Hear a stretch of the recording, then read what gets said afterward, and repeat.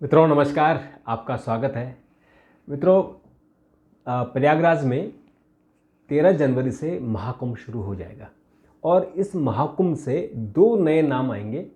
और जो प्रचलित नाम थे कि शाही स्नान और पेशवाई स्नान, तो शाही स्नान और पेशवाई। शाही स्नान का मतलब होता है कि राजसी स्नान, यानी जितने हमारे अखाड़े थे 13 टोटल अखाड़े थे जो शंकराचार्य जी ने धर्म की रक्षा के लिए स्थापित किए थे, तो वो शाही स्नान करते हैं। जब वो स्नान करते हैं तो बाकी जो पब्लिक होती है वो दूर हो जाती है। तो ये कुंभ को लेकर कुछ बातें हैं जो आपने बहुत सारी पढ़ी होंगे। आजकल चूँकि महाकुंभ की शुरुआत है, 13 जनवरी को मकर संक्रांति के दिन शुरू हो जाएगी, उसको लेके बहुत सारी बातें आ रही।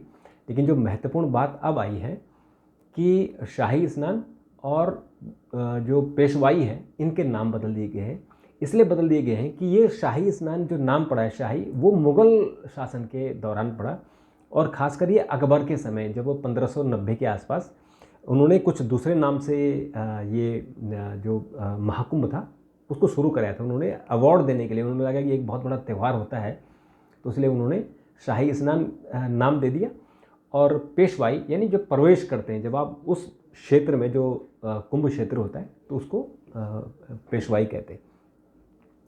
दरअसल ये तो आप जानते हैं कि महाकुंभ क्यों होता है। महाकुंभ इसलिए होता है कि जब अमृत मंथन हुआ था, समुद्र मंथन हुआ था, तो समुद्र मंथन में अमृत भी निकला था।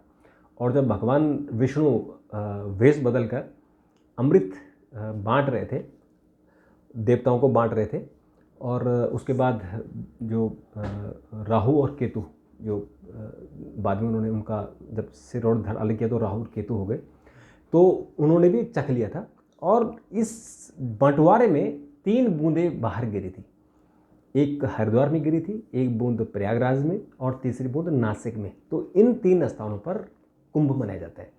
6 साल में अर्धकुंभ और 12 साल में पूर्ण कुंभ। तो ये जो अभी प्रयागराज में 13 जनवरी से शुरू होगा, ये महाकुंभ है, यानी पूर्ण कुंभ है।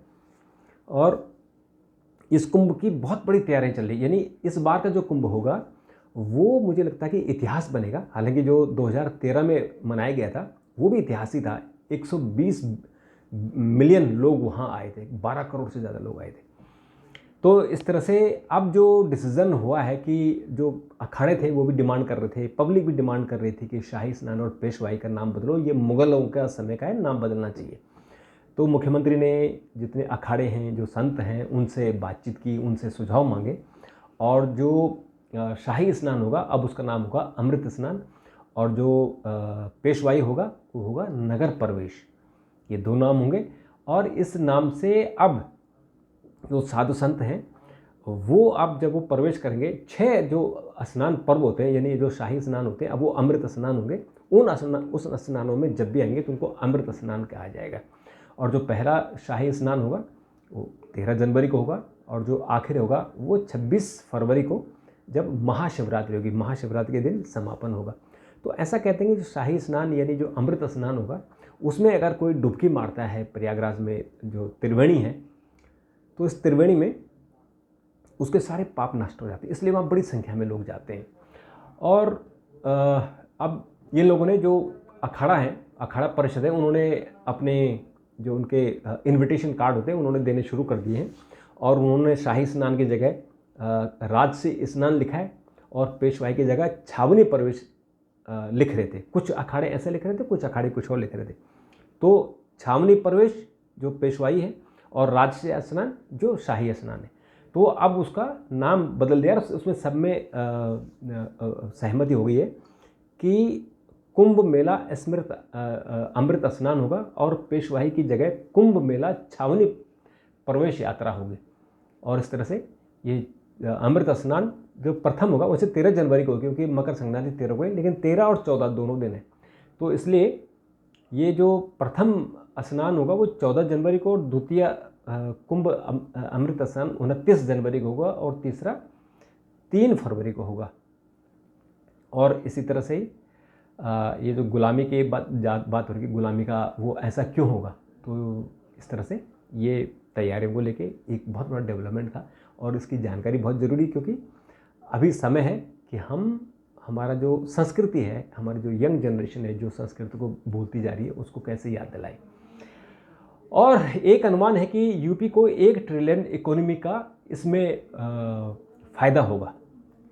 तो 1 ट्रिलियन इकोनॉमी बनेगी और महाकुंभ में बड़ी भारी भूमिका इसमें निभाई जाएगी, क्योंकि ऐसा अनुमान है कि जो कुंभ क्षेत्र में पर्यटकों द्वारा जो रहने का, खाने का, परिवहन, खरीदारी जो भी होगा, इस रोज़गार लोगों को मिलेगा, उससे पूरी जो अर्थव्यवस्था बनेगी वो 1 ट्रिलियन से ज़्यादा हो जाएगा।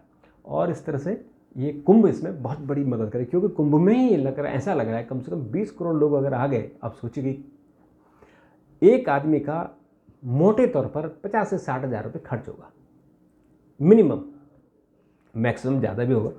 तो ये पैसा इकोनॉमी में ही लगेगा, लोगों को रोज़गार मिलेगा। तो इस तरह से तो ये अर्धकुंभ और पूर्ण कुंभ के बारे में, महाकुंभ जिसको हम पूर्ण कुंभ को महाकुंभ कहते हैं, उसकी शुरुआत हो जाएगी 13 जनवरी से। और फिर हम इसकी आपको पल पल जानकारी देते रहेंगे। और ये जो आज नाम बदले गए हैं, उन नामों की आपको जानकारी देनी थी। आपको कैसा लगा ज़रूर बताइएगा और अपनी प्रतिक्रिया भी ज़रूर दीजिएगा, इस पर हम और भी आपके लिए कार्यक्रम लेते आएंगे। तब तक के लिए नमस्कार, थैंक यू, धन्यवाद।